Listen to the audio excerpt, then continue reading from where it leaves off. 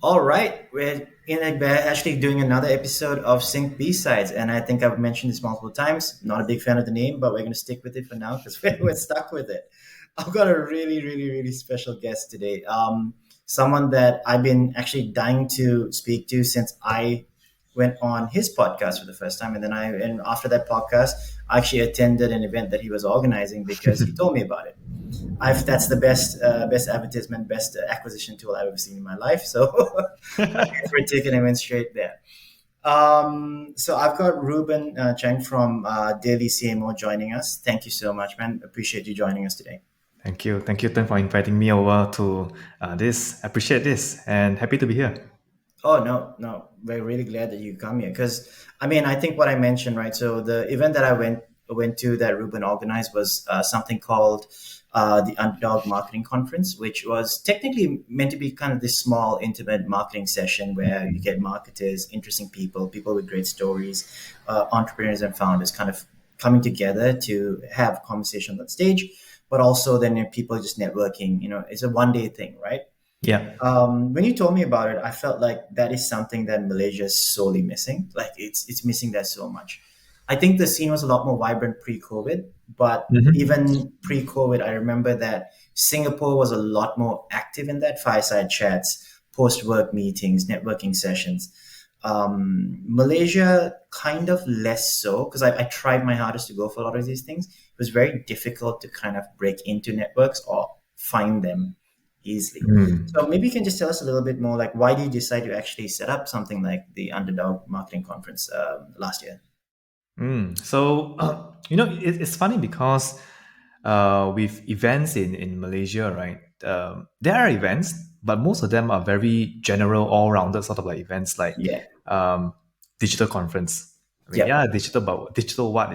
really broad, really, Really really broad. broad. And I've been to um, a few conferences down in Singapore as well. And one of the one which is most memorable to me right now is I think it was called M2020 back then, Millennium Mhm. 2020. I think I know what you're And talking about. Yeah. yeah, now they rebranded to Future, Yeah. right? So that one was very focused on marketing, right? But when I stepped in there as an underdog, right, it felt like all the speeches, all the talks are meant for huge companies, right? Yeah. So if you Yeah. go in there as a small, medium business or as someone who is just starting out your business, yeah, those ideas feels good, those talks feels amazing, very high level. But you go home feeling empty. You feel like, what can I do? What can I actually take? What can I actually use from what I've learned so far in my business or in my course or in my organization? And the answer is like close to none. So you feel good for 1 or 2 days, and then you go back to doing what you've done before. So that's sort of like the state of most conferences, because most conferences want to be big, right? So they get all these big names, big people, and that's how they sort of like attract people.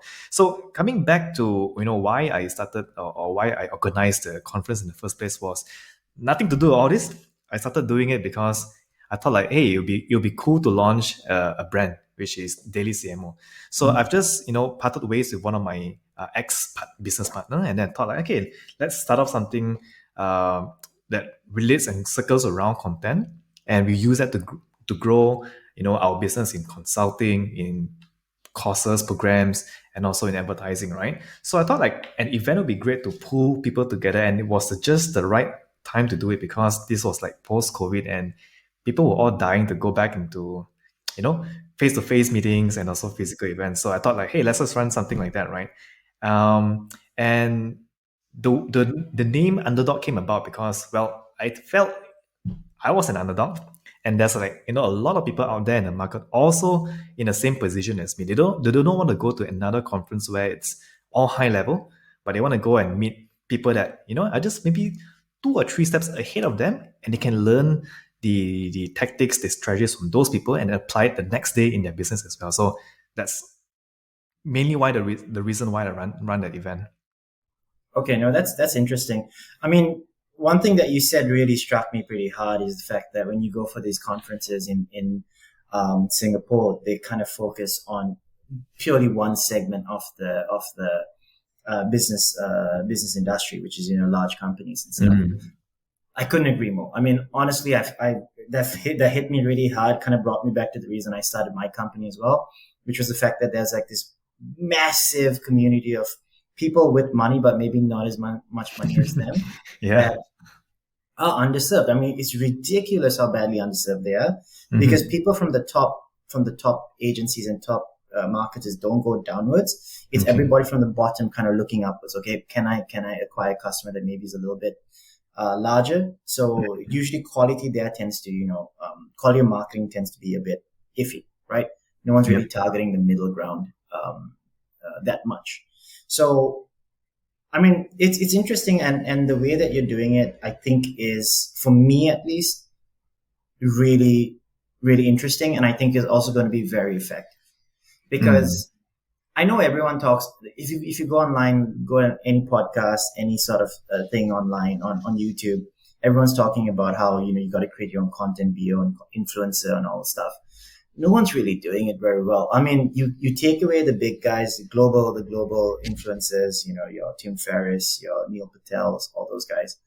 Who else, right? You get a few guys blowing up on TikTok now, but they're all in the States. Let's be honest, they're all in the States. Yeah. Yeah. I don't think brands need to be that. I don't think I need to be the next, for the lack of anyone else, Gary Vaynerchuk. I'm not a big fan of Gary Vaynerchuk, by the way, but I don't think I need to be the next Gary Vaynerchuk. But I want to be. I think what I'm honestly trying to do is, I've been saying this. Everything I'm talking to you about, and when we spoke in Mm. person, when we spoke on your podcast, and when I speak to anyone else, I tell you that what I tell you on a podcast is exactly what I'll tell you in person. Is exactly what I tell my clients. There's Mm. nothing in between. There's nothing different, because I still strongly believe in it. If I change my mind or I'm proven wrong, I'll change.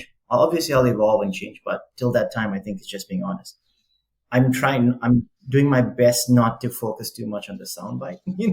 Just use something interesting that can be, this little 30-second, 45-second video on TikTok that's going to get, 2 million views. I'm trying my best not to chase that as much as possible. And we'll see. Maybe 2 months from now, you'll see me blow up all over TikTok saying something utterly ridiculous, but super, super, super shareable, right? But okay, so coming back to Daily CMO, right? I really like it, because for me, I kind of see it, you're trying to build like a content platform, but also like is a newsletter aspect built into it, and then you're Yeah. building Yeah. like your own podcast and stuff like that, right? Can you Yeah. tell me a little bit about that? Like, how do you, first of all, um, how do you plan to sustain that and grow that? Secondly, Mm. how do you think that's going to actually get you to the right audience? Because a lot of people think that if I build it, they will come, versus thinking, actually, that's not true. I'm Mm. recording this with you, Ruben. I know for a Okay. fact, unless I do the right things, the right people aren't going to see it. Okay, okay. So those are very, very valid questions, and I think nobody have really asked me those questions like as directly as you before, right? And I think being on this podcast right now, kind of like put a a check on the internet so that I can look back at this maybe like 1 or 2 years or 5 years or 10 years and see if I actually hit this goal or not, right? Okay. So it's like, okay, we're putting this out in public, right? And that's also a concept I pretty much believe in. Where I started adopting last year, putting things out in public, building things in Yeah. public. And I think that's very powerful because we make ourselves accountable for things. Oh, So definitely. Yeah. coming back to Daily CMO, okay, to be really, really frank with you, honest with you, I have no clue. I have no pathways when I started it, right? It started off as fun. Um, and just for the fact because I love creating content, right? So I thought like I needed an outlet to put my thoughts, my content onto a site, onto a platform, right? But if you think about, I mean, if you ask me about where I'm going to take this forward and how I'm going to monetize on it, so think of it as right now, I'm planning to build it as like a platform for for people to come in, small business owners, marketers to come in and learn something, right?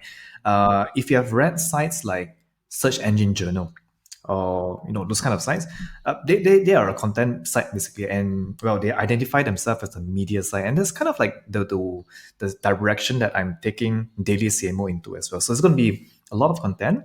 We're going to have some programs. Some most of them is going to be like super inexpensive programs where people can learn. But the bigger idea of Daily CMO is really to connect, business owners to marketers, marketers to softwares. So in terms of monetization, I'm trying a few things right now, and it's very, very early. I'm in a very early stage, so I cannot tell much right now. We'll see Yeah. in 1 or 2 years time. But a few monetization strategies I have planned is one would be, well, common advertising, right? So I would, create like a page takeover within one of my newsletters from a company who wants to advertise their software, their SaaS platform, something like that, right? Yeah. I'm also interested of to sell or resell basically softwares and platforms. So, like Mm. for example, in the underdog event, there were this company called Automate Me, Yeah. and they were like a WhatsApp broadcasting software, right? So I'm intended to actually take that software and actually reset it to my audiences, and then take a small cut from that, right? Okay. As a sales commission or an affiliate fee. That's one of the monetization models, right? And third of all, that would be through running events and through running like programs. So a few monetization methods, exploring all of them and seeing what happens from here. Yeah, Oh no, that's exciting, man. Affiliate marketing used to be kind of like a really dirty word. yeah. Still how it is, but I think more and more affiliate marketing is becoming like it's normal now. Everyone's doing it on TikTok. Everyone's doing it on all the social media platforms. Also, the quality of what people do with affiliate marketing has gone a lot higher. Consumers are smarter. Businesses are smarter. They're not going to purchase something looks like a really dodgy link over there, really Yeah, dodgy link. yeah, But they're yeah. actually going to purchase someone who creates value, shows them the value, and then they sell. So affiliate marketing is great. Like I've been always thinking about it, and we're kind of exploring that a little bit. Hmm. Maybe not with Sync, but on other stuff that I'm doing with my other podcast, Business with Drinks, and a few other things that we're doing. We're exploring affiliates. We've actually got a few sales through affiliates before. Okay. It's always interesting. It's always really exciting. Like my business partner, my other podcast, basically just like sends this massive alert saying we got a sale, and then we just look at the we can see it. We can see he just sends a screen grab of the commission page on the website, and we're like yes, Get and excited it's on like that, it's like right? $15, right? Yeah, But yeah, I mean, yeah, it's exciting. There's an excitement. yeah, There's a thing to that, and if you can build that into something that's really scalable and repeatable, I mean, it's hmm, amazing. It's an amazing business. Everyone thinks that affiliates are like these really sad people are hoping for the best. Someone will buy something. I mean, I've met affiliates who are multi millionaires. Their companies that generate like tens, if not hundreds of millions a year. yeah, It's yeah. quite terrifying how Yeah. effective they are. I think when it comes to athletes, right? Those people who go into affiliate marketing with the initial goal or the one goal to make money is going to burn out pretty fast, right? Mm. But those who are going into that as a supplementary monetization method towards whatever they're doing, those are the guys who will last a bit longer in affiliate marketing, right?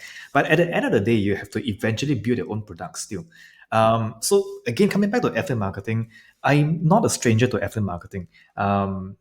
Prior to all of this, right, I actually run a site called audiomentor.com, right? I'm not sure if I've told you this before, Teng, but I started off as a music producer, Oh, right? really? Wow. Yeah, yeah. Okay. I started off I as a did. music We did producer. not talk about your background at all. Okay. That's very clear to me.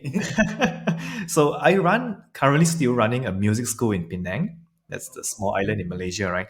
And it's still running, right? So I started off as a music producer. So I was producing music for not very big ones, for broadcast films, for documentaries, and stuff like that, right?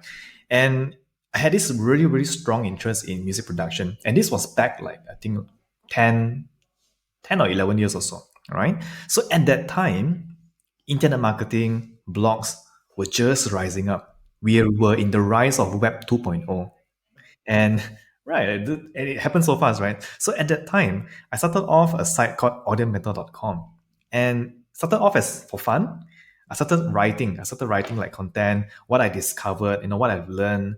And I also made like YouTube videos. So if you go to YouTube, search for my name, you see me with keyboards and in the music production sphere, not in marketing. That's strange, right?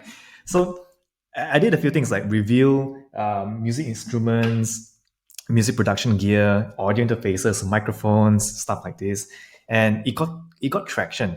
And then I started putting in like affiliate links to Amazon, to other software plugins within the music production niche, and until today, I'm still earning sort of like a healthy revenue from all those affiliate links that I've have on those Oh, on that's that side. Yeah, so I'm that's not a stranger to awesome. affiliate marketing. So right now with Daily CMO, I'm trying to build up the same model, but in the context of marketers and business. So Got it. those are like softwares. Those are like um, maybe affiliating to PR agencies like yourself, and all that kind of stuff. We should work Yeah, together. yeah. So affiliate marketing, yeah. Yeah, no, actually, so that was going to be one of my questions is because wouldn't it also be super useful to actually work with agencies who are trying to provide services? Because if you're reaching out to these marketers, Mm. the upsell from actual like service based agencies like mine versus software based agencies, the volume will be low, but the actual The ticket commission will will be be higher, right? considerably higher, right? Yeah, yeah. So yeah, I'm always curious about that because I'm trying to see how do you build. So my entire thing that we do at Sync is we try and build, uh, at least for this year, we're trying to build products around our solutions. So they're not going to be really like SaaS products per se, but it's really productizing our services as much as possible. And Hmm. then so it's easier for people to buy because it's a struggle for a lot of businesses, especially SMEs, to try and like go through that entire scope of looking at a brief, developing the entire program, Mm. working through Hmm. customization to understand, okay, here's what we're Right. going to do for you, but we can't do what we did for the other guys because you're different, right? And then so we say, okay, cool, why don't we try create these really simple products. You pay us an X amount, so it's maybe lower than the average. Okay. And you're going to get these services done for you, no questions asked. The value is going to be very clear. Mm. So then Hmm. it's easier to sell that as well, because that's ultimately scalable, but it's very hard to build it. Once you build it and you refine the process, that's kind of where you get, I think, the most impact from. That's what I'm hoping for, at least. Yeah. It hasn't been done Yeah. successfully as far as I know. Right, right. But we definitely have seen a rise of those kind of like models, right? Like take for example, maybe you've seen a lot of this one. Take for example, video editing services, right? It Yeah. used to be like, okay, you have a video that you need edits. Yeah. You send briefs to an agency or a video editing company, right? But right now you see there's a lot of like platforms out there. They're not really platforms, but they're like platforms plus service in disguise. You know what I mean? So like Yeah. you pay like a certain X amount of fee per month, and they have all these packages. They're Hmm. productivizing their services, right? So for example, you pay for package A, you get maybe 3 or 4 videos, and Yeah. then you get like 3 or 4 videos with certain edits, and they add a bit of you know customization capabilities in that package. So it's sort of like they're productivizing their service, and I definitely have seen that happening in the markets. Um, and yeah, I think it definitely works because it lowers the cognitive thinking for Yes. someone to buy into the product, right? Yeah. Even though with briefs and all that, there's this decision making that I have to make as a Yeah. business owner, and I just shy away from it. But if it's a Absolutely. product, right, then I'll go for A, I'll go for B. It's easy Yeah. to digest, and it seems to be clearer in the sense of, from the point of view from a business owner. So I think, yeah, that's definitely one step forward in terms of productivizing a service business. Yeah, no, it's definitely easier, right? Because you're literally creating something that people can buy off the shelf. They don't even Mm. think about it. You're absolutely right. Yeah, the barrier to entry is a lot easier because I'm just going like, okay, I'm going to buy A, I'm just going to let it run, and then that's what I'm going to get from it. That's why SaaS Yeah, companies make so much money and agencies don't. That's what I always noticed. yeah, Um, yeah, so I'm cognizant of time, Ruben. I don't want to take up too much of your time, but I kind of really want to bring it back a little bit sure. to Underdog Marketing Conference. Like one thing that struck me is that I saw a lot of people there. I'm not sure what targets you had in terms of the number of people coming, but when I was there, I felt that there was a really healthy mix of people from the marketing scene. It was a Hmm. really good community of people, so very relevant, very focused, and also it was a good number. Like it was for what was essentially supposed to be a very small. I'm going to call it a very big networking session or a very small Yeah, event. yeah, Turned out to be actually a really good, decent size group of people, very active, very attentive, and most of them stayed the entire session, which is rare. People like rock up for 10 minutes, shake hands, and walk off in most events. This right, was like well right, stayed, right? How right. did you actually market it to these people? Oh, okay. Good question again. So, okay. So I had a target of 200 people, right? That was like shooting for the moon, landing on the star sort of like situation. So I had my target was like 200, and we had about 100 plus, a shy of about 110, right? So we were off by 50%, but well, still a healthy number. So the way we marketed it, number one rule that I believe when it comes to conferences and events is never give out free tickets. Because when you give out, I don't know, I think it's Wait, I for, forget. Did I ask for a free ticket? Because I sometimes do that. I don't think I did, but I wouldn't put it past me. yeah, yeah. I mean, I don't blame you. I do ask for free things as well, right? But the irony about us being humans is when we get things for free, we don't appreciate it, right? Yes, 100%, So how 100%. do I maintain people to stay from the from the beginning to the end? Is that they paid for the tickets, right? And when they have paid for the ticket, they would stay. Yep. So a lot of event organizers, when they don't see the numbers climbing, they would be tempted to give out free tickets just to make the event look good, right? I Mhm. was so tempted to do that actually, because to let you in on some backstory, right? 30 days before the event, I had less than 30 signups, right? Wow. And Okay. we were like panicking, like, oh no, what's the worst that happened is already here, right? But we stayed our ground, right? And within the last 2 plus weeks, people start signing up. So what I learned from that is people are last minute, right? Mhm. But the truth is, if you charge for an event, they would stay. And I've learned this from running like workshops and also programs and courses, right?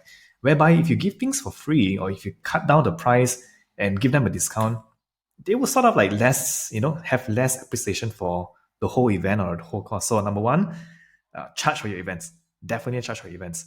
Um, Number two, the way I market it is actually a lot of manner outreaching, Mhm. right? So I reach out to you, I reach out to other people the same fashion, right? And a lot of it was like this manual calling, manual emailing, manual inviting, right? And one of the things I put in was, I don't know if you remember this, but I asked you for your logo and I put your Mhm. logo into the site, right?